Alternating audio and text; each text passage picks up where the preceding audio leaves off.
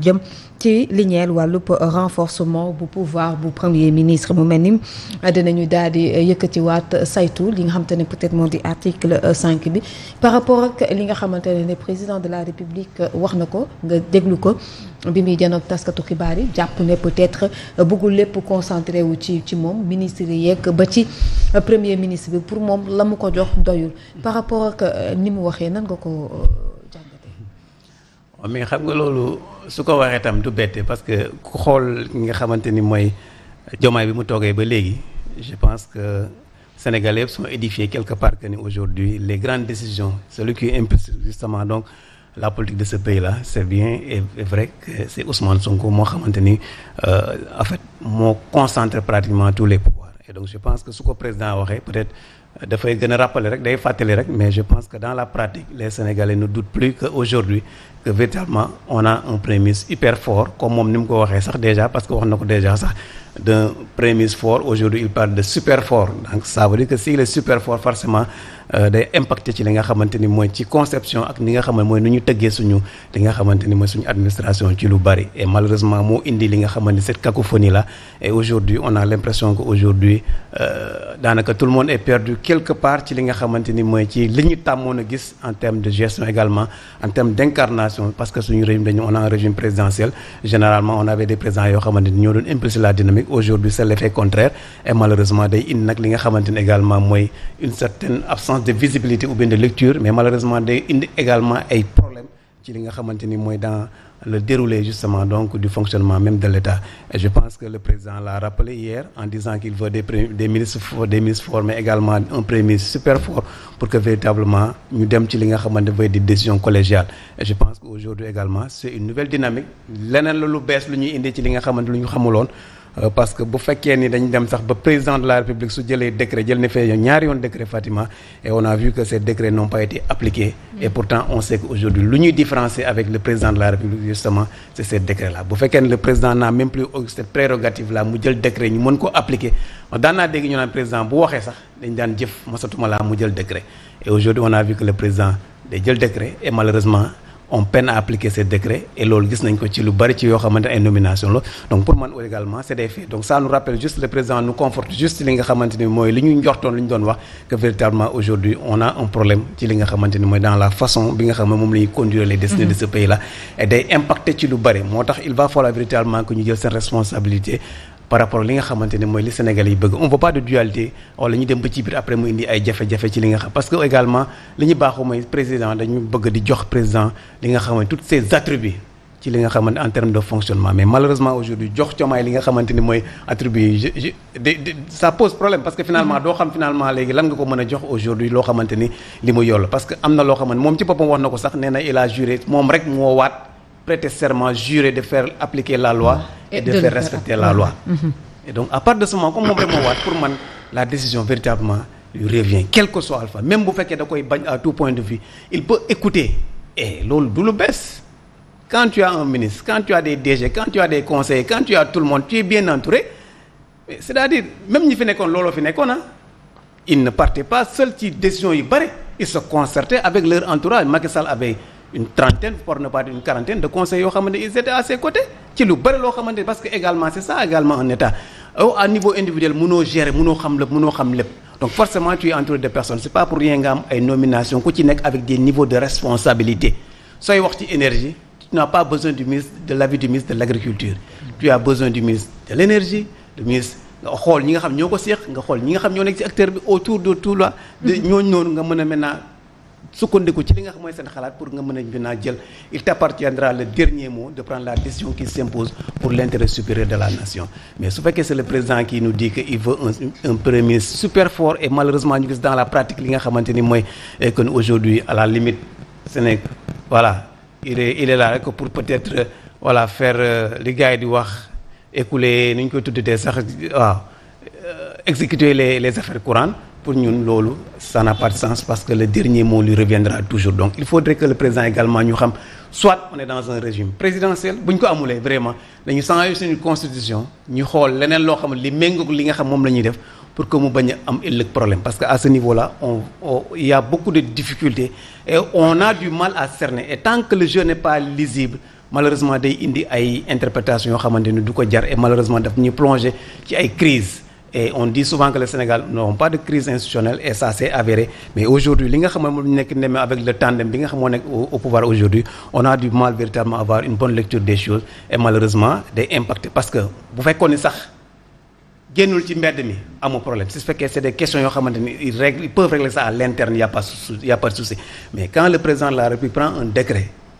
ñi ne ko décret bi du fi dal mu ne laaj leen ki ko wax nan la ko defee kooku génnaat ci biir di waxaat par presse interposée ñuy wax ça veut dire quelque part day indi malaise ci li nga xamante ni mooy ci doxalin bi et loolu moo doon loo xamante lu inconfortable ci li nga xamante ni lu ñuy gis et malheureusement day déteindre ci li mooy ci doxalin administratif ci doxalin liggéey bi. Très bien. Merci beaucoup Alassane alors Kader bu ñu gisee le président de la République ni mu waxee que ne peut-être li nga xamante ne moom moo di faw mu décentraliser li nga xamante ne peut-être moom moo di liggéey yi gën a dooleel le premier ministre donte nu ku ci nekk yaa ngi doon lam-laame ndax vraiment le président de la République moom li nga xamante ne moom la ñu ko dénk est-ce que réellement mu ngi koy doxal ndax ki nga xamante ne moom moo di le premier ministre moom mooy doxal et bu ñu ko déggee mu gën a yokkaat confusion ci bopp nit yi. waaw Fatima jërëjëf avant tout nga may ma rek ma souhaiter bon vent à Fatou Abdou Ndiaye. donc di ko wax ni ko rek kër gaa ngi nii. parce que après tout aussi suñu relation du changer du dañ. voilà même bu fekkee ni daan nañu am ay points de vue yu différents ci plateau yi daan nañu am ay opinions yu différents mais elle a toujours été professionnelle et aussi hors caméra vraiment suma jigéen la suma xarit la donc décision bi même bu fekkee neexuñu li ñu ko mën a souhaiter rek mooy bon vent et que le meilleur reste à venir. que relation yi incha allah day continuer. voilà et pour les langues ñu xam ni rek. àdduna la. en tout cas elle était là on a fait 15 ans. oui véritablement 15 ans yoo xamante ni vraiment respect ak liggéey ak professionnel. nañ nekkee fii. je pense que bëgguñu polémique c'est moo tax bëgguñu ko wax pour ñun c'est vrai que départ boo gis day am sentiment de regret mais on lui souhaite bon vent parce que ça également la vie. am na ñu fi nekkoon également voilà moom dem nañu. ñu ñaanal leen ñu ngi nekk seen wéy ñu ngi wéy je pense que c'est ça une mission dans la vie il faut toujours être voilà il faut être voilà nañu xam ne àdduna la être professionnel et puis bon loolu la en tout cas on reste professionnel en tout cas on lui souhaite bon vent et je pense que léegi la fi jógee tàggoo ñu véritablement waxtaan dafa créé léegi la jël yaa ngi ko dem donc vraiment pour ceux qui pensent autre chose vraiment non ci terme yu rafet la ñu àndee voilà ci terme yu rafet aussi la ñu sekk te it ci lu rafet dong la ñu nekk donc nit koo xam ne bi muy dem ñëw na ci yéen ngeen tàggoo je pense que man bokk naa ci ñu ko mujj gis avant muy départ léegi mais ci kaf fooree ci waxtaan la nekkee et elle est restée zen et toujours même et vraiment ñu xam ni suñu sœur la et que mi ngi noonu ak lu mën a am aussi dañuy continuer di sekk jàmm di ko wax ni ko le meilleur reste à venir incha allah et que ñu ngi koy souhaiter lu rafet lépp incha allah gis nga Fatima concernant li nga laaj ci léegi man je pense que le président de la République vient de nous montrer que ni moom pare na et vient de nous le prouver parce que su fekkee dañu la élire par suffrage universel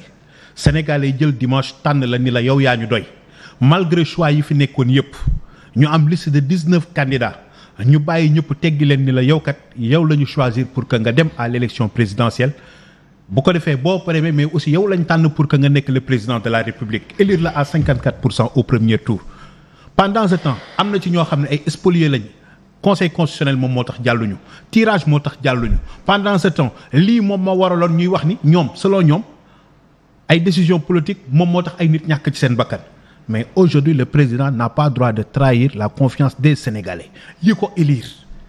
warul mën a am tey jii lu ñu soxla moom mooy qu'il soit quand même fort et que mu jël ses responsabilités on a besoin de voir un Diomaye boo xam ne seen du consulter du waxtaan ak ñenn ñi ci certaines décisions parce que su ne dafa bëgg ay DG yu fort mais c'est lui qui nomme au poste civil et militaire su fekkee ne seen bi ngay nommer ces personnes seen compétence doyu la mais pourquoi les nommer à des postes clés mais c'est-à-dire que les DG yi mu nommé amul ci ñoom confiance wala jàpp na ni am na lu leen manqué donc monsieur le président pourquoi les avoir nommés su fekkee du sa ay choix yi ci kan la jóge yow yaa nommé ba pare choisir sa premier ministre ñëw fekk ko fi nga ni kii moom moo ma doy pour mu nekk le chef du gouvernement mais naka le chef du gouvernement ëlbati ko bëgg a am des pouvoirs ou des prérogatives yoo xam ni c'est dédié exclusivement au président de la République moom mooy nommé au poste civil et militaire le président de la République moom moo am prérogative jël certaines décisions sur li nga xam ne si moom moo di les décisions militaires le président de la République moom mooy le chef diplomatie bi tey jii ci yooyu yëpp lan nga ci mën a wàññi pour jox ko ki nga xam ne moom moo di le premier ministre mënul doxal la diplomatie am na foo xam ne ses pouvoirs foofu la yem lan nga ko bëgg a dénk soo ko dénkee loolu lan moo lay dese parce que les relations bilatérales internationales bu fekkee da nga ko jox sa premier ministre yow président lan moo la dese à quel titre après nga war a génnee moom buy dem ci ban titre lay demee donc il faut que ñu bàyyi caaxaan loolu la ñuy wax le président ni ko pouvoir exceptionnel mënatu fi am su fekkee da nga bëgg a déléguer sa ay pouvoir rendre ko officiel lan lay doon lan nga ko mën a dolli leneen loo xam ne chef de gouvernement fekk ko fi wala amu ko woon su fekkee dañoo toll léegi ci jël passation de service bu fekkee événement 81 da nga bëgg ni diggante Senghor ak Abdou Diouf da ngay proposer pour que ñu bàyyi ko mu nekk le président de la République époque boobu passé nañu ko loolu dañ ko romb te li indi loolu bokkut ak situation bi le président Diomaye dañu lay ñaan nga jël sa ay responsabilité su fekkee ni seen tey dañoo toll foo xam ne mënatul la dem wala toll nga foo xam ne gëm nga ni yow mii kat li ñu la dénk attanuloo ko mais présenter sa démission rien ne vous empêche à de ce que nga démissionner et que ñu dem à des élections yu mën a permettre ce choix le choix du parti Pastef le choix des Sénégalais si ça porte sur Ousmane Sonko mais bismillah mais mënuñu tey ji ñu jël le président élire ko moom muy tànnaat beneen nit boo xam ne si moom lay proposer aux Sénégalais proposer nga ñu ko premier ministre accepté nañ on n'a pas le choix parce que bu ñu demee ba ni le président yow rek yaa am yi prérogative ci sa ay pouvoir nga tànnal sa bopp un premier ministre de votre choix malgré bëgg-bëgg askan bi malgré li nga xam ne si ni moom moo di critères yi premier ministre laaj yëpp mais c'est votre choix on a respecté. est-ce que yaakaaru ne peut-être que ne li mu mën a doxal dëgg premier ministre bee ko mën a defal moo tax mu bëgg a yokk pouvoir am. mais secrétaire général du gouvernement. porte-parole du gouvernement. palais